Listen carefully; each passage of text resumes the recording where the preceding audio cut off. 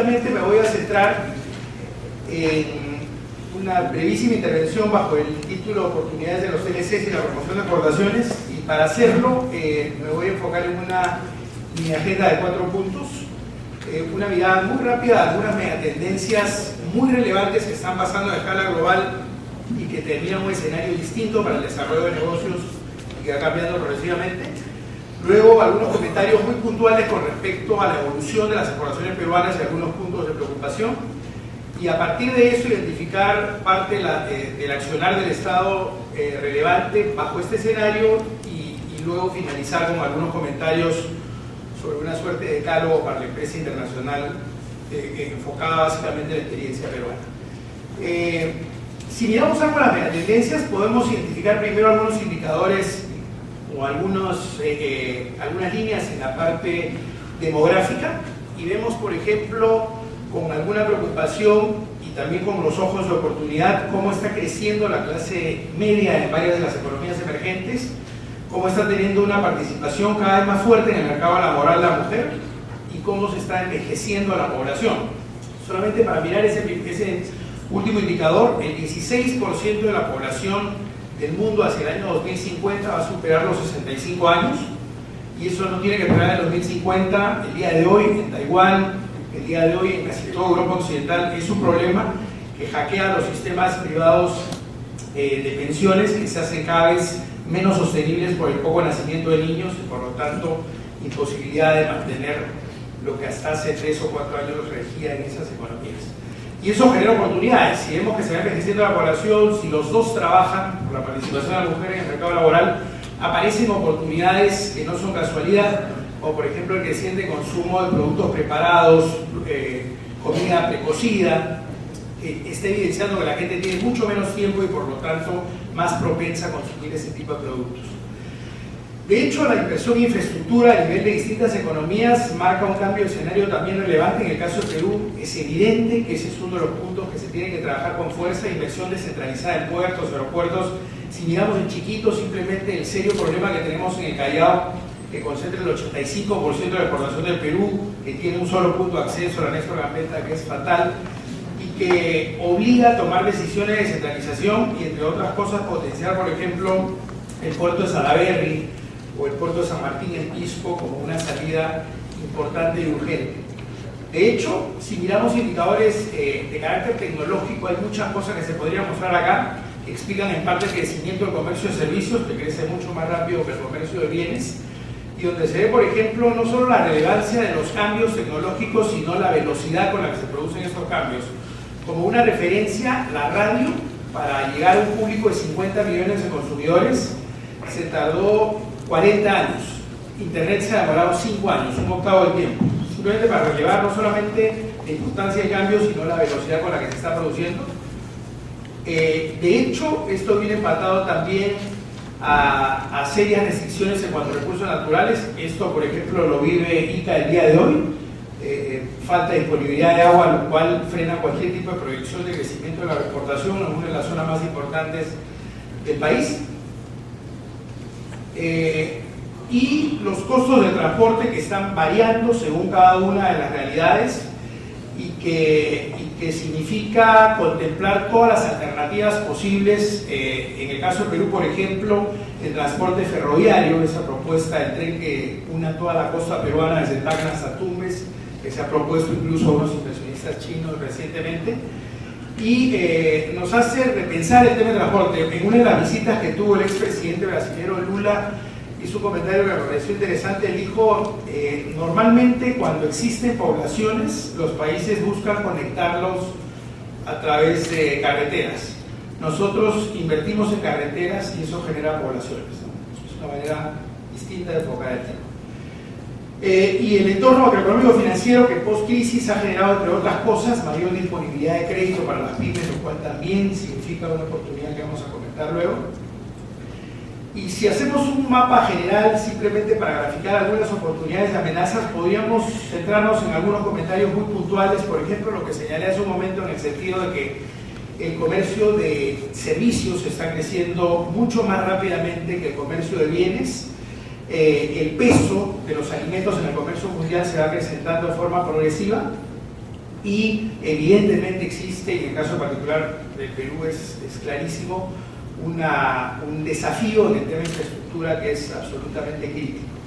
En la parte de amenazas, valdría la pena relevar este estiramiento de la brecha tecnológica que existe entre varios de nuestros países con respecto a las economías desarrolladas y la pérdida de competitividad también en algunas áreas, por ejemplo en el sector de agroindustria, pesca, agricultura, con respecto al cambio climático y cómo lo estamos encarando en cada uno de nuestros países, ¿no? Si miramos muy rápidamente algunos datos sobre la evolución exportadora del Perú, vemos que sigue existiendo esta eterna concentración en los llamados commodities, y a pesar de que, salvo los 2 últimos años en que ha habido una caída de las exportaciones, habíamos venido manteniendo crecimientos desde el año 98. Esto responde a algunas cifras de preocupación, como por ejemplo el índice de mortandad de las empresas exportadoras. El año 1, 31% de las empresas que ingresan al mercado exportador desaparecen, y lo preocupante en los últimos 6 meses es que por primera vez la mortandad está superando al ingreso de nuevas empresas al mercado, cosa que no sucedía en los últimos años, y por eso siempre se habla de crecimiento del número de empresas exportadoras, pero no se revelaba cuánto de empresas desaparecían del mercado. Acá simplemente la participación por mercados, una fortaleza clara que tiene el Perú. Si uno mira en términos gruesos la distribución de comercio de Perú con respecto al mundo, aprox el 25% del comercio lo tenemos con Norteamérica, 25% con Europa, 25% con Asia y 25% en América Latina, lo cual nos da una posición mucho más sólida que la que tienen, por ejemplo, algunos países centroamericanos, el propio México. Acá simplemente como detalle, la desagregación por mercado de destino, donde como sabemos desde el 2011 China superó a Estados Unidos como mercado destino de las exportaciones peruanas, esto para el 2013.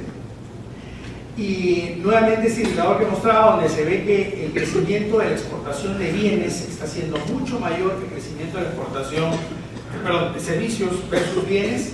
Y en servicios, más allá de turismo y transporte, estamos refiriéndonos, por ejemplo, al crecimiento de la exportación de software en el Perú, a la exportación de servicios médicos, de call centers, de servicios especializados de ingeniería, que se está dando a nivel de la región latinoamericana con cada vez más fuerza. Y si vemos el tema de licencias, y particularmente el mundo de las franquicias, en el Perú de los últimos 3 años se está hablando con justa razón de boom de las franquicias. Incluso estas cifras del 2012, la del 2013, el último mes, revela que hay cerca de 380 franquicias establecidas en el Perú, y de esas 60% son franquicias extranjeras, 40% son franquicias peruanas, y las franquicias peruanas están creciendo a un mayor ritmo que las extranjeras. Las locales crecen al 25%, las extranjeras al 18%, 90% de la presencia de franquicias peruanas afuera, que son 34 franquicias peruanas, corresponden al sector gastronómico, pero se está viendo a spas, a cafés, a conceptos bastante distintos al de la gastronomía, que es lo que ha regido hasta la fecha. Inversión extranjera directa, alguna data interesante en los dos sentidos: salida de multinacionales peruanas, presencia de empresas peruanas con inversión en el mercado latinoamericano. Estábamos hablando no solamente de Agilux, sino Belcorp, el grupo Gran Intero, etcétera. Y también una creciente y diversificada participación de la inversión extranjera en el Perú. En el caso de China, ya se tienen 4.500 millones de dólares de inversión en el Perú, básicamente concentradas en 2 proyectos, en Toromocho y Marcona, pero con un abierto interés en petroquímica y también en inversión agroindustrial para abastecer el propio mercado de la China, que es parte de lo que han estado viendo en una visita reciente al Perú.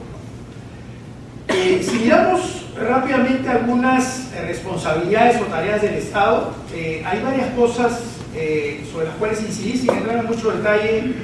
Insistir en este esfuerzo de apertura comercial con más acuerdos comerciales, más allá de los 19 que ya se tienen negociados, pero más importante que la firma de más convenios comerciales está la agenda de competitividad interna, y dentro de eso, a pesar de que lo hemos titulado enfoque promocional, significa más que promoción, ¿no? Esto es, involucra los 4 componentes que se tuvieron cuando se planteó el Plan Estratégico Nacional Exportador 2003-2013, que ahora se está ampliando para 10 años más, involucra diversificación de mercados, cosa que ha sucedido en el Perú. En el año 2001 Perú exportaba a 112 mercados, hoy día lo hace a 187.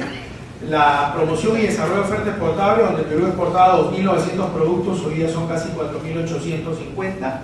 Facilitación de comercio, donde si bien hay progresos, ahí también hay debilidades serias en temas de acceso a financiamiento, en temas de presión tributaria, en temas de logística de comercio exterior, infraestructura, y en generación de una cultura exportadora, que es parte de lo que se ha venido desarrollando cuando se ha cambiado incluso la currícula en colegios públicos para incorporar el tema de comercio exterior como un elemento de base, ¿no?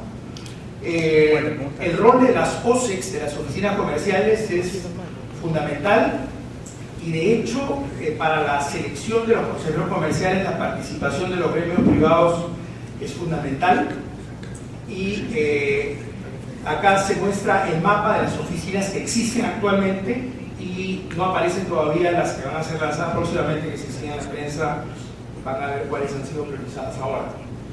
De hecho, como señalamos en el tema de infraestructura, por ejemplo, concentrándose en esa preocupación seria del puerto Callao, que concentra el 85% del comercio peruano, la creación de antepuertos o zonas de actividades logísticas es nuevamente una idea no de Perú, sino algo que se aplica en muchos puertos congestionados, como sucede acá en Perú, y que se evidencia en lentitud y sobrecostos en ese puerto. Hoy día, para que lo tengan claro, en el Callao se mueven aproximadamente 18 contenedores por hora, para tener un referente comparado. En el caso de Valparaíso son 50 y en el caso de Singapur son 100 contenedores por hora. Y si cuando uno exporta un producto, 30% de los costos representa el peso portuario. En el caso de Valparaíso, nuevamente para tener un referente de comparación, es 19%. O sea, tenemos una desventaja clarísima por estos sobrecostos del puerto Callao, donde se concentra casi todo el movimiento comercial. Y de hecho, en facilitación, solamente para poner uno de los indicadores, insistir sobre ese tema de comercio sin papeles y simplificación de trámites, tiempos y plata, y uno de los elementos es la ventanilla única de comercio exterior, donde faltan incorporar muchísimos de los procesos que todavía no forman parte de él, la interconexión con SUNAT, que es una urgencia, y la gestión de riesgo en entidades de control como las que aparecen en el extremo superior izquierdo, ¿no? DIGESA, DIGEMIT, SENASA, exacto, es como una de ellas.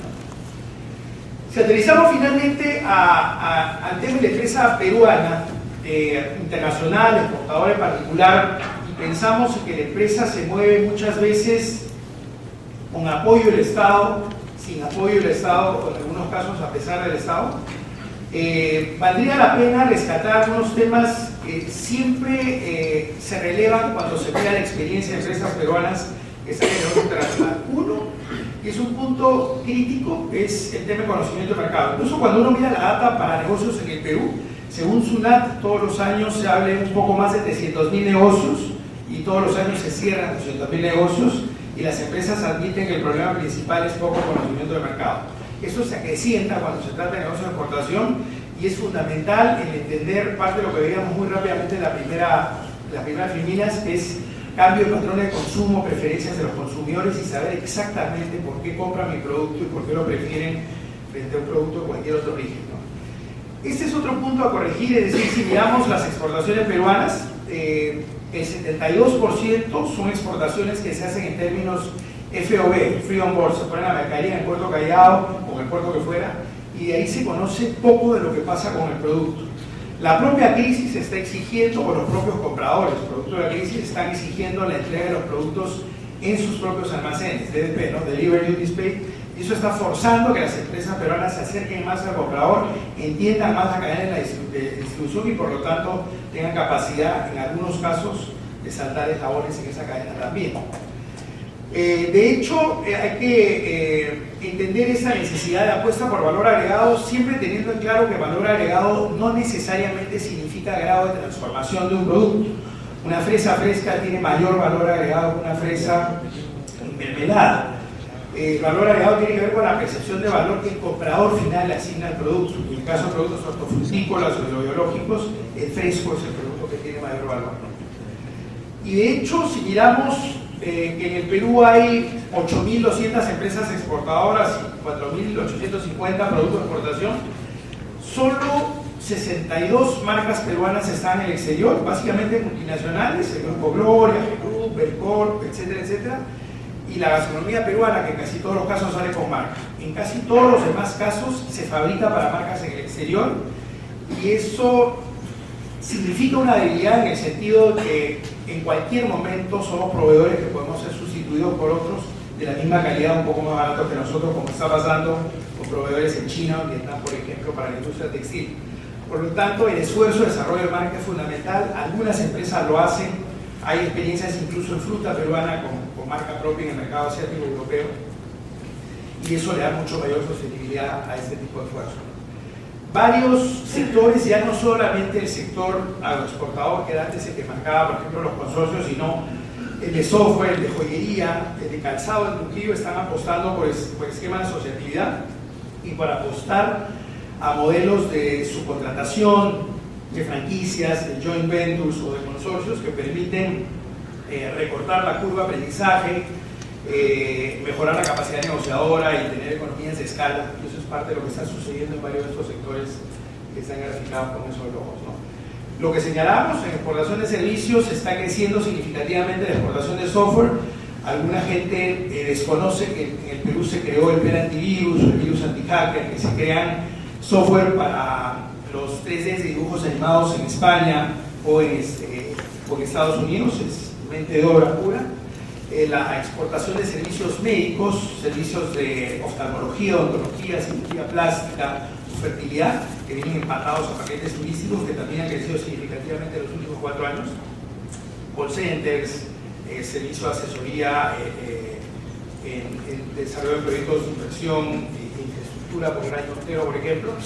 Este tema que en la parte académica se denomina antropología de los negocios es fundamental, entender criterios totalmente distintos, parámetros totalmente distintos cuando se comercia con un brasilero, con un americano, con un japonés, el sentido de los contratos, los protocolos, las fechas, los gestos de cortesía, cambian mucho entre una sociedad y otra, y cada vez empresas peruanas que participan en negociaciones de carácter comercial se están involucrando con ese tipo de patrones para acelerar esos procesos de negociación. De hecho, yo diría que en la totalidad de los casos las empresas subaprovechan lo que los organismos del Estado, lo que los gremios empresariales y sin ninguna duda las fuentes de cooperación internacional les pueden ofrecer como asistencia técnica. Les digo, con conocimiento de causa, he trabajado varios años con la Unión Europea y con USAID, y es muy poco aprovechado este tipo de herramientas, en algunos casos financieras o asistencia técnica, que se ofrecen a pequeñas y medianas empresas. A medida que el Perú siga creciendo, evidentemente la cooperación seguirá reduciendo, pero siguen existiendo recursos de cooperación y siguen estando subutilizados. En alguna oportunidad hicimos una referencia en una presentación sobre el trabajo del CBI de Holanda, por ejemplo, que es el brazo de cooperación del gobierno holandés, y así la significa Programa de Promoción de Importaciones de Países de Desarrollo, que tienen bastante más presupuesto que nuestras agencias de promoción, y subvencionan la participación en ferias especializadas, organizan planes de negocio, estrategias de negociación en mercado, criterios de fijación de precios, y lo utilizan en el Perú probablemente 80, 85 empresas de las 8.200 empresas exportadoras en el Perú. Preocupante, más aún teniendo en cuenta que el 64% corresponde a MIPES, micro y pequeñas empresas, ¿no? De hecho, en algún momento comenté una curiosidad que vi en alguna oportunidad en Europa, donde vi una empresa que vendía un champú, y el champú lo vendía en promoción atada con el reacondicionador del competidor más cercano. La primera reacción es de extrañeza, porque uno dice, ¿cómo puedo vender mi champú si yo también hago reacondicionador con el reacondicionador del otro? Y la explicación era simple. La primera empresa era la líder en la venta de champú, y la otra, le guste o no le guste la primera, era la líder en la venta de reacondicionadores. En la promoción atada, los dos facturaban más, ¿no? Lo cual es inteligente, es mirar a los rivales o supuestos rivales como aliados estratégicos, cosa que explica, por ejemplo, la mirada que se está teniendo al mercado asiático entre empresas peruanas o hortofrutícolas y empresas chilenas como David de Curto, que es el segundo exportador chileno, que han venido a establecer joint ventures acá. Son campañas complementarias y ninguna, por más fuerte que sea un Camposol o David de Curto, pueda atender un suministro de 12 meses de uva en el mercado de Shanghái, por ejemplo. Y finalmente, siempre lo más relevante dentro de la empresa y cualquier institución, que es el recurso humano, ¿no? Hay muy pocas empresas en el Perú donde, por ejemplo, existen planes de sucesión. A mí me sorprendía ver en la revista Somos hace algunos meses una entrevista que le hacían al gerente general de la IBM, y él tiene, supongo, 57, 58 años, y él decía, cuando tenía 25 años, yo sabía que iba a ser gerente general de la IBM, ¿no? Eso responde a plan de asociación que en realidad pocas empresas en el Perú. ¿Por cuántas empresas en el Perú hay canales para revisar las ideas, ¿no? O sea, hay varias empresas europeas que tienen una vez al mes, un viernes, que no solamente es casual look, sino es un día de brainstorming sin importar las jerarquías, donde todos tienen capacidad para aportar ideas que se pueden canalizar en la empresa. Me interesa si tú eres practicante o el CEO de la corporación, cualquiera puede aportar ideas a la empresa. Entonces, con eso cierro y cumplo con el tiempo asignado. Muchas gracias.